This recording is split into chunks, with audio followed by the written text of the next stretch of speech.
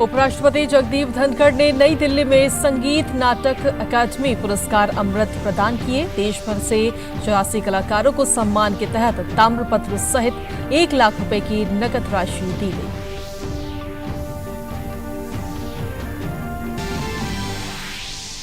जम्मू कश्मीर में बारामूला जिले के उरी में सुरक्षा बलों को मिली बड़ी कामयाबी। मुठभेड़ में 2 आतंकियों को किया ढेर।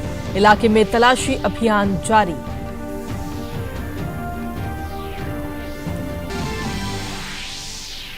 प्रधानमंत्री नरेंद्र मोदी रविवार को नई दिल्ली में पीएम विश्वकर्मा योजना की करेंगे शुरुआत। देश भर के ग्रामीण और शहरी क्षेत्रों के कारीगरों तथा शिल्पकारों को आर्थिक रूप से सहयोग करना है योजना का उद्देश्य।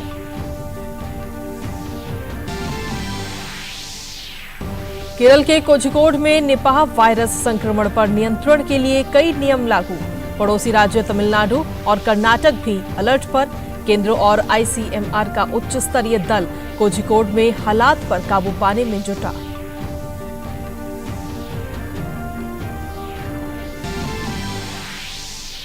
और लखनऊ में आज से शुरू हो रहे हैं डेविस कप वर्ल्ड ग्रुप 2 के मुकाबले। भारत के शशि कुमार मुकुंद और मोरक्को के यासिन डिलिमी के बीच आज खेला जाएगा पहला एकल मुकाबला। नमस्कार, स्वागत है आप सभी का। डीडी न्यूज देख रहे हैं आप और मैं हूं आपके साथ कृतिका। दिन भर की तमाम खबरों को लेकर हाजिर हूं मैं और इसी के साथ बुलेटिन की करते हैं शुरुआत। उपराष्ट्रपति जगदीप धनखड़ ने आज नई दिल्ली में 84 कलाकारों को संगीत नाटक अकादमी अमृत पुरस्कार प्रदान किए। विशेष उपलब्धि पुरस्कार समूचे भारत के 75 वर्ष से अधिक आयु के उन कलाकारों को दिया गया जिन्हें अभी तक कोई राष्ट्रीय सम्मान नहीं मिला है। इन पुरस्कारों के अंतर्गत ताम्रपत्र और अंगवस्त्र के साथ 1 लाख रुपए की नकद राशि भी दी जाती है। संगीत नाटक अकादमी अमृत पुरस्कार एक राष्ट्रीय सम्मान है जो संगीत नाटक प्रदर्शन कला के क्षेत्र में उत्कृष्ट कलाकारों के साथ साथ शिक्षकों और विद्वानों को दिया जाता है।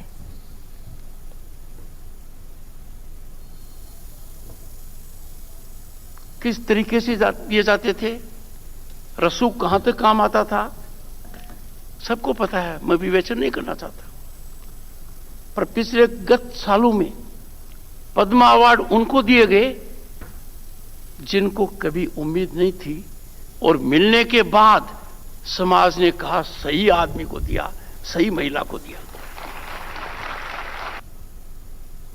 वहीं प्रधानमंत्री नरेंद्र मोदी रविवार को यानी आज विश्वकर्मा जयंती के अवसर पर नई दिल्ली के इंडिया इंटरनेशनल कन्वेंशन सेंटर में पीएम विश्वकर्मा योजना का शुभारंभ करेंगी।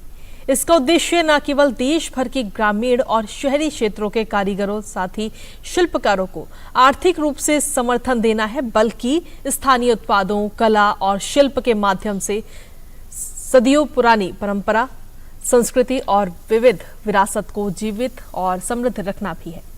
पीएम मोदी पारंपरिक शिल्प में लगे लोगों की सहायता करने पर हमेशा ध्यान देते रहे हैं। 18 पारंपरिक शिल्पकारों और कर्मियों को शामिल करने वाली इस योजना का मुख्य उद्देश्य उत्पादों और सेवाएं सर्वसुलभ और गुणवत्ता में सुधार करना है।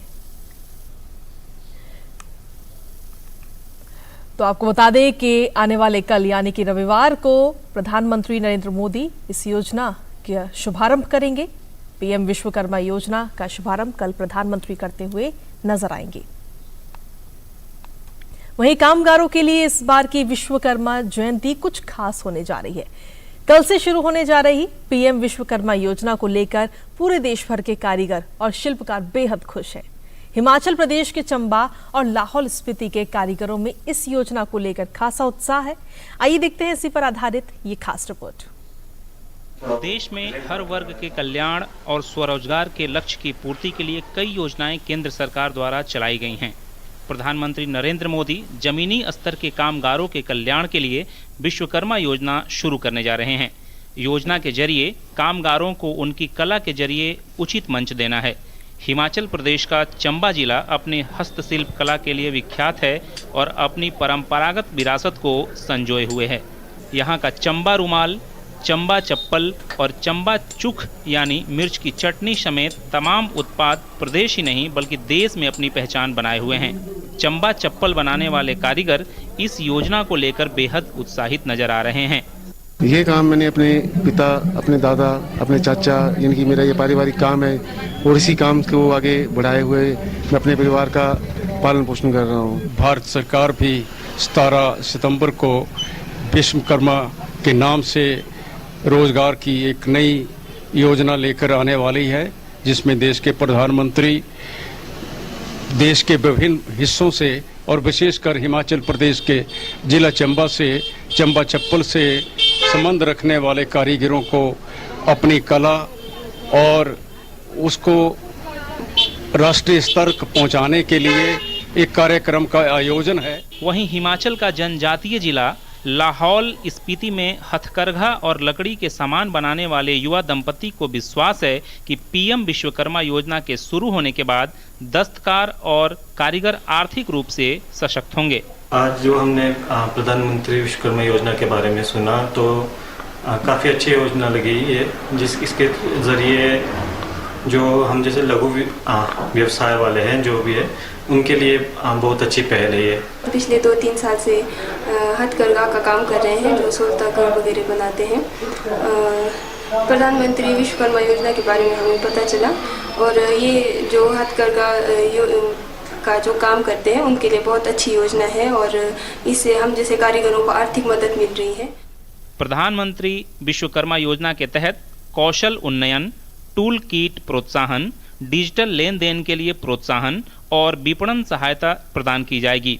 इस योजना के शुरू होने के बाद जहां ये शिल्पकार आर्थिक रूप से सशक्त होंगे, वहीं इस प्राचीन कारीगरी को एक नई ऊर्जा मिल सकेगी। चंबा से विकास ठाकुर, केलंग से कुंदन लाल के साथ संजय प्रताप सिंह, डीडी न्यूज़, शिमला। वहीं प्रधानमंत्री नरेंद्र मोदी कल नई दिल्ली के द्वारका में यशो भूमि कहे जाने वाले India international convention and expo centre का पहला चरण राष्ट्र को समर्पित करेंगे। लगभग 5,400 करोड़ रुपए की लागत और 8.9 लाख वर्ग मीटर से अधिक के कुल परियोजना क्षेत्र पर विकसित यशो भूमि विश्व के सबसे बड़े MICE गंतव्य में से एक होगा। यशो भूमि में एक भव्य कन्वेंशन सेंटर, कई प्रदर्शनी हॉल और अन्य सुविधाएं भी हैं। 11,000 प्रतिनिधियों से अधिक की बैठने की क्षमता के साथ कन्वेंशन सेंटर में 15 सम्मेलन कक्ष, ग्रैंड बॉलरूम और 13 बैठक कक्ष शामिल हैं। कन्वेंशन सेंटर देश के सबसे बड़े LED मीडिया भाग से सुसज्जित है। बैठने की अत्याधुनिक सुविधाओं के साथ कन्वेंशन सेंटर का प्लेनरी हॉल आगंतुकों को विश्व स्तरीय अनुभव भी प्रदान करेगा। Yashobhoomi Delhi airport metro express line से भी जुड़ेगी। प्रधानमंत्री द्वारका सेक्टर 21 से नए metro station Yashobhoomi Dwarka sector 25 तक Delhi airport metro express line के विस्तार का भी उद्घाटन करेंगे।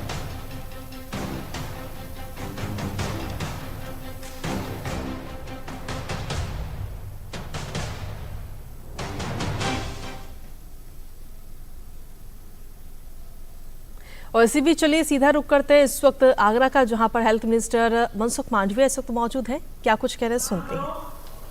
मृत्यु के बाद ऑर्गन डोनेशन करो, यानी कि अंगदान करो, लेकिन देश की आजादी के बाद आज तक स्थिति तो यह हुई है, मेडिकल साइंस आगे बढ़ा है, व्यवस्थाएं बढ़ रही है, लेकिन देश की जरूरत का केवल 2% जरूरियातमंद लोगों को अंग मिल रहा है, यानी कि अंगदान में हम पीछे छूट गए हैं।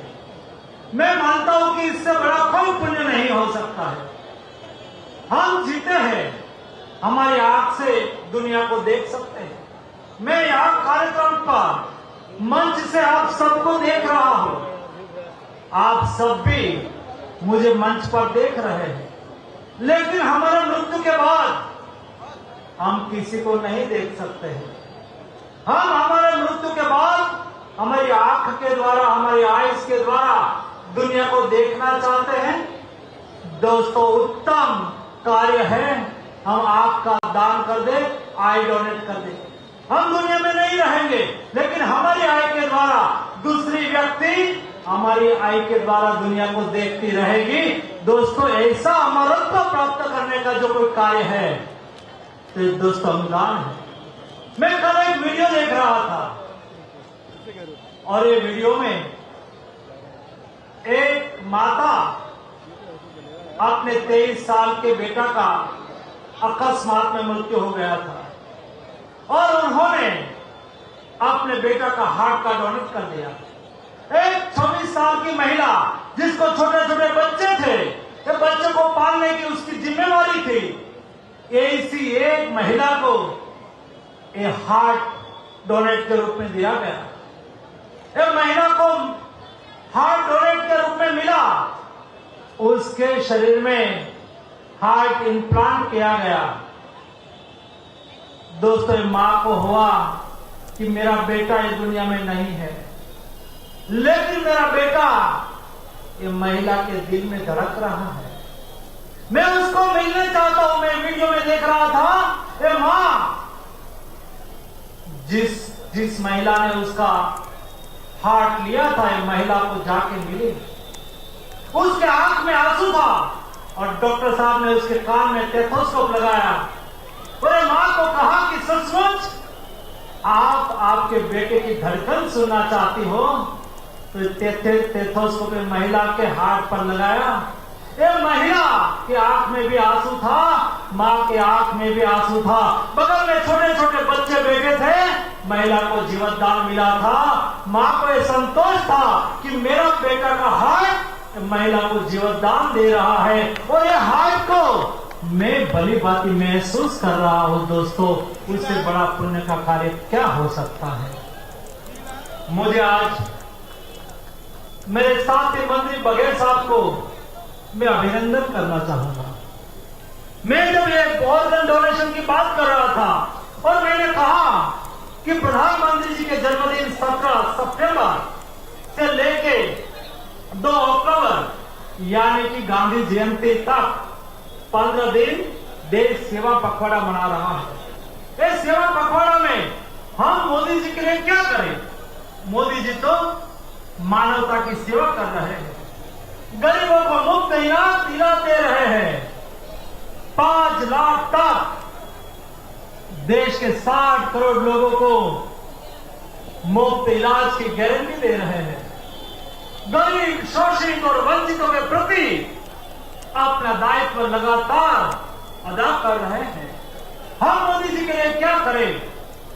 तो जब हम कार्यक्रम मिनिस्ट्री की ओर से बना रहे थे, मैंने कहा कि अंगदान महादान है और अंगदान के लिए भी लोग आगे आए, प्लेज ले कि मेरे मृत्यु के बाद भी मेरा अंगदान करा जाए और नेशनल रजिस्ट्री में उसको प्लेज लेके रजिस्टर किया जाए और उसमें से निकलने वाला सर्टिफिकेट अपने घर पे लगाया जाए। ऐसा कार्यक्रम हम कर सकते हैं क्या?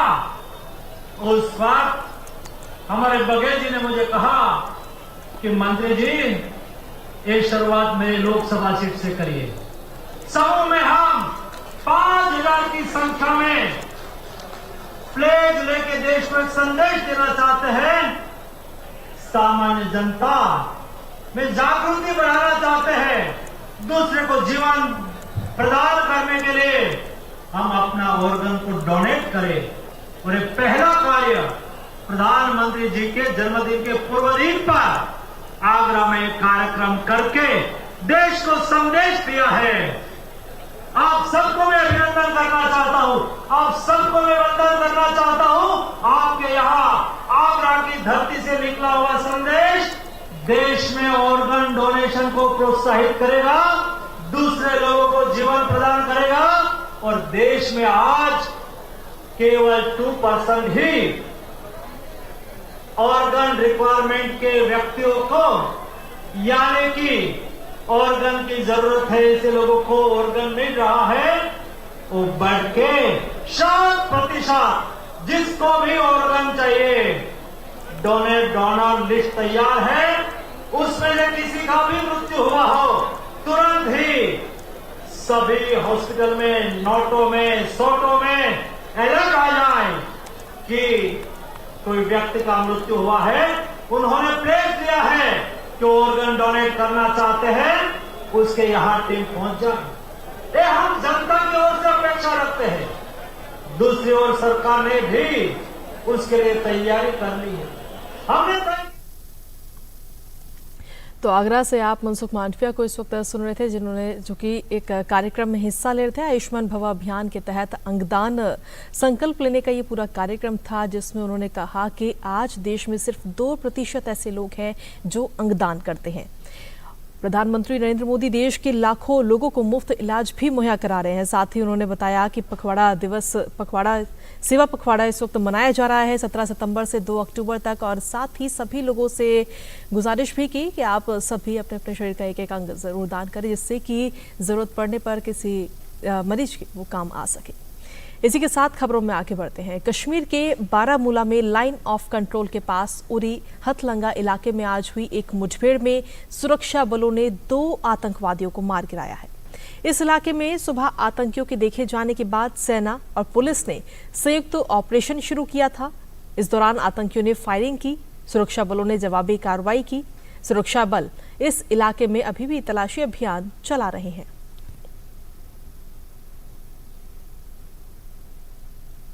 खबरों का सिलसिला यूं ही लगातार जारी, लेकिन वक्त एक छोटे से ब्रेक का। आप देखते रहिए डीडी न्यूज। बहुत हार्ड वर्क करते हो, मेरी तरह स्मार्ट वर्क करो। क्यों? लॉटरी लगी है? लॉटरी समझो, शेयर मार्केट की एक मस्त स्कीम में इन्वेस्ट कर रहा हूँ, गारंटीड हाई रिटर्न्स आएंगे। आपके गारंटीड हाई रिटर्न्स कोई करण अर्जुन नहीं है जो जरूर आएंगे? मतलब? बाबा, शेयर मार्केट में जोखिम होता है, कोई भी गारंटीड हाई रिटर्न्स का वादा नहीं कर सकता, ये गैर कानूनी है। अच्छा? हाँ। समझकर इन्वेस्ट कर। प्राचीन काल से आधुनिक भारत तक हमारे देश की प्रगति और राष्ट्र निर्माण में विश्वकर्मा का बहुमूल्य योगदान रहा है, लेकिन प्रोत्साहन की कमियों ने इन्हें मुख्य धारा से दूर रखा। हमारे विश्वकर्मा भाई बहनों को समाज में नई पहचान और उचित सम्मान दिलाने के लिए हमारे प्रधानमंत्री श्री नरेंद्र मोदी जी 17 सितंबर को पीएम विश्वकर्मा का शुभारंभ करेंगे। हमारे सुथार हो, हमारे सोनार हो, हमारे राजमिस्त्री हो, ऐसे लोगों को एक नई ताकत देने के लिए विश्वकर्मा जयंती पर विश्वकर्मा योजना लॉन्च करेंगे। विश्वकर्मा भाई बहन अपने नजदीकी जन सेवा केंद्र जाकर पीएम विश्वकर्मा में आवेदन कर सकते हैं, जो कि बिल्कुल मुफ्त है। आवेदन की जांच और अंतिम चयन होने पर मूर्तिकार, लोहार, कुम्हार समेत 18 प्रकार के कारीगरों और शिल्पकारों को ट्रेनिंग, टूल किट, बिना गारंटी के सस्ता लोन और अन्य लाभ मिलेंगे। हुनर से होगा देश का नव निर्माण। पीएम विश्वकर्मा।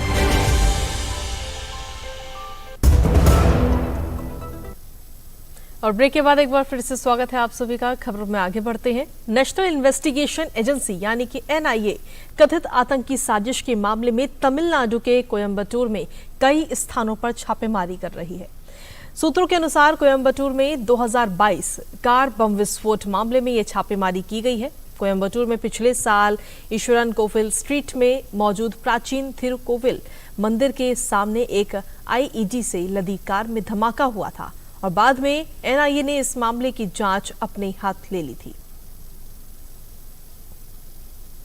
भारत सरकार ने एनजीओ, निजी स्कूलों, राज्य सरकारों के साथ साझेदारी में 6ठी कक्षा से कक्षावार आधार पर 100 नए सैनिक स्कूल स्थापित करने की पहल को मंजूरी दे दी है। इस पहल के तहत सैनिक स्कूल सोसाइटी ने देश भर के 19 नए सैनिक स्कूलों के साथ समझौता ज्ञापन पर भी हस्ताक्षर किए। साझेदारी मोड के तहत नए सैनिक स्कूल खोलने के लिए आवेदनों के आगे के मूल्यांकन के बाद रक्षा मंत्री राजनाथ सिंह ने साझेदारी मोड में 23 नए सैनिक स्कूलों की स्थापना को मंजूरी दे दी है। इस पहल से पिछले पैटर्न के तहत कार्यरत मौजूदा 33 सैनिक स्कूलों के अलावा सैनिक स्कूल सोसाइटी के तत्वाधान में साझेदारी मोड के तहत कार्यरत नए सैनिक स्कूलों की संख्या बढ़कर 42 हो गई है। प्रधानमंत्री नरेंद्र मोदी के 100 नए सैनिक स्कूल स्थापित करने के दृष्टिकोण के पीछे का उद्देश्य छात्रों को राष्ट्रीय शिक्षा नीति के अनुरूप गुणवत्तापूर्ण शिक्षा और सशस्त्र बलों में शामिल होने सहित बेहतर करियर के अवसर प्रदान करना है। ये निजी क्षेत्र को आज के युवाओं को कल के जिम्मेदार नागरिक बनने के लिए प्रशिक्षित करके राष्ट्र निर्माण की दिशा में सरकार के साथ मिलकर काम करने का अवसर भी प्रदान करता है। और इसी के साथ चलिए खबरों में आगे बढ़ते हैं। लोन ऐप्स द्वारा लोगों से फ्रॉड को देखते हुए सरकार ने अब सख्त रुख अपना लिया है। केंद्रीय इलेक्ट्रॉनिक्स और सूचना प्रौद्योगिकी राज्य मंत्री राजीव चंद्रशेखर ने बताया कि इसको लेकर गूगल और एप्पल को भी जरूरी सलाह दे दी गई है। इनसे कहा गया है कि वो असुरक्षित एप्लीकेशंस या अवैध एप्लीकेशन को जगह ना दें। इस संदर्भ में भारतीय रिजर्व बैंक के साथ भी जल्दी ही विचार विमर्श किया जाएगा।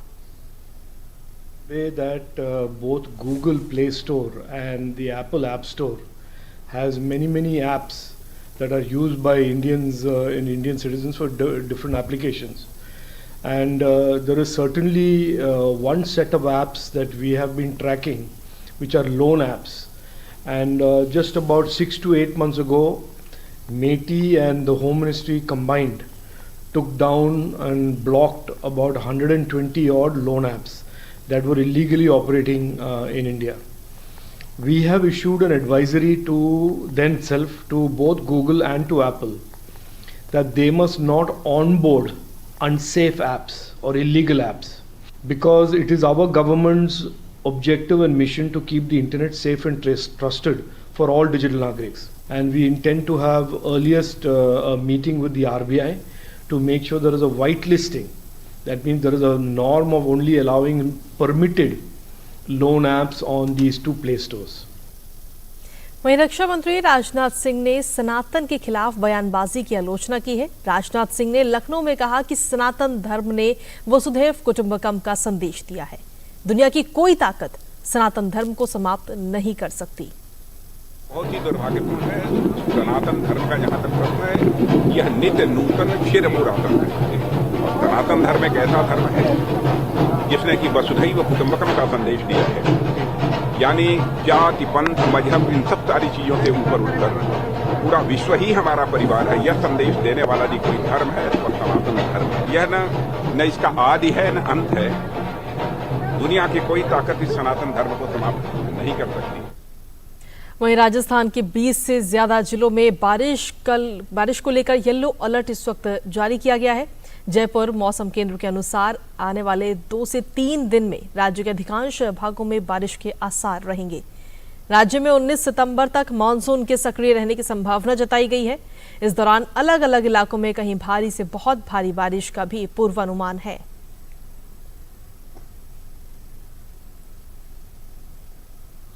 अब बात करते हैं उत्तर प्रदेश की राजधानी लखनऊ की, जहां फतेह अली रेलवे कॉलोनी में एक मकान ढह जाने से नीचे दबकर 5 लोगों की मौत हो गई। मरने वालों में 3 बच्चे भी शामिल हैं। ये इमारत काफी पुरानी बताई जा रही है। हालांकि एसडीआरएफ की टीम राहत और बचाव कार्य में लगी हुई है। वहीं मौके पर पुलिस और फायर ब्रिगेड की टीम भी मौजूद है। मुख्यमंत्री योगी आदित्यनाथ ने लखनऊ हादसे में हुई जनहानि पर दुख जताते हुए मृतकों के परिजनों के प्रति संवेदना व्यक्त की।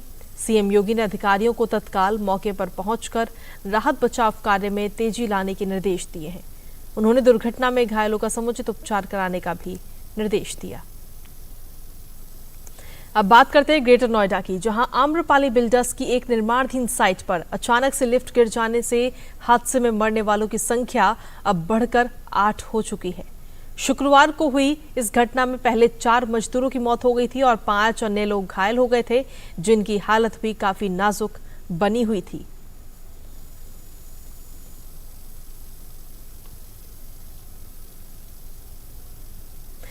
और खबरों का सिलसिला लगातार जारी है। रुकेंगे एक छोटे से ब्रेक के लिए। आप बने रहिए हमारे साथ, देखते रहिए डीडी न्यूज। शेयर मार्केट में इन्वेस्ट करें, गारंटीड रिटर्न से लाखों कमाएं। ये लिमिटेड ऑफर सिर्फ आपके लिए। नागिन की आंख में कैमरा फिट होता है। तुम भी क्या बकवास पे यकीन करती हो? आप भी तो वही कर रहे हो पापा। शेयर मार्केट में कोई गारंटीड रिटर्न्स का वादा नहीं कर सकता। ऐसा कोई मैसेज, मेल या एड दिखे तो समझिए गलत है। ऐसे स्कीम निवेशक के साथ धोखा है और कानूनन अपराध भी। कितनी बार तो समझाया आपको। समझकर इन्वेस्ट कर।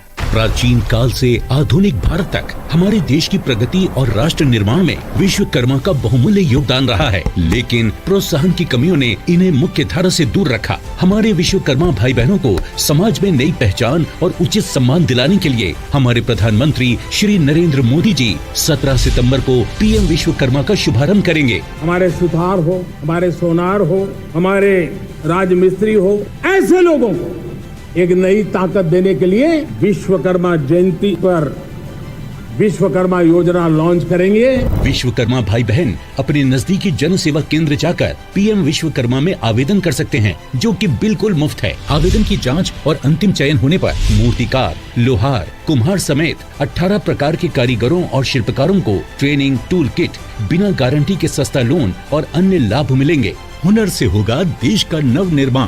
पीएम विश्वकर्मा।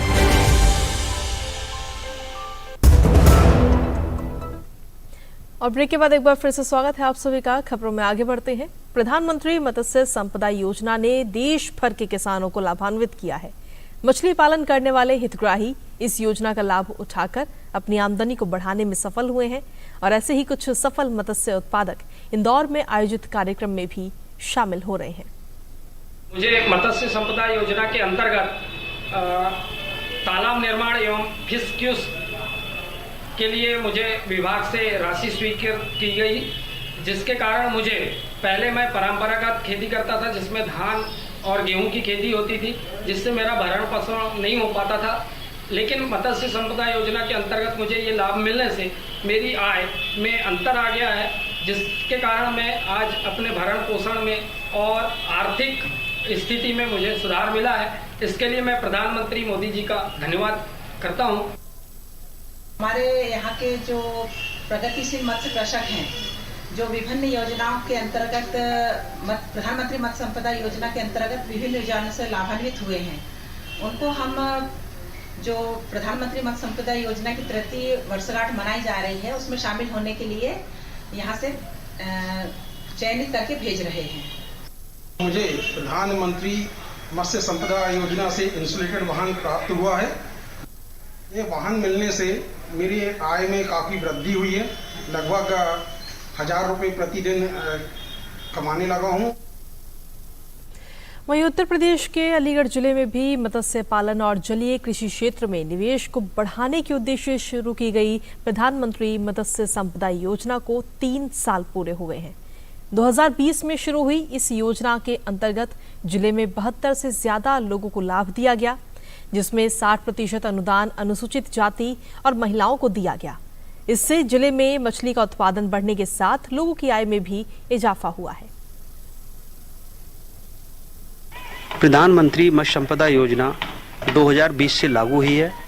जनपद अलीगढ़ में 3 साल में 72 लाभार्थियों को लाभ दिया गया है। इस योजना अंतर्गत अनुसूचित जाति एवं महिला वर्ग के लिए परियोजना लागत का 60% अनुदान दिया जाता है एवं सामान्य वर्ग के लाभार्थियों को 40% अनुदान दिया जाता है। इस योजना के अंतर्गत लाभार्थियों को काफ़ी लाभ हुआ है। संपदा योजना के तहत जो योजना चल रही है उसमें मैंने एक बायोफ्लॉग पॉइंट का निर्माण कराया है, जिसमें प्रधानमंत्री योजना के तहत 5,60,000 की सब्सिडी मिली है और जिसमें मछली का ये बहुत अच्छा हुआ है, उत्पादन बहुत अच्छा हुआ है। मैं जो है इस समय जो है मछली पालन का कार्य कर रहा हूँ और ये मैंने 2020 में जो है मत्स्य योजना के अंतर्गत प्रधानमंत्री मत्स्य योजना के अंतर्गत लाभार्थी हूँ। उसमें 2,20,000 रुपये का हमें सब्सिडी मिली। सब्सिडी मिलने के बाद जो है हमने कार्य को आगे बढ़ाया। वहीं प्रधानमंत्री मत्स्य संपदा योजना का लाभ लेकर बरेली के युवा सफलता के नए कीर्तिमान स्थापित कर रहे हैं। क्या कुछ कह रहे हैं वो भी सुनाते हैं आपको।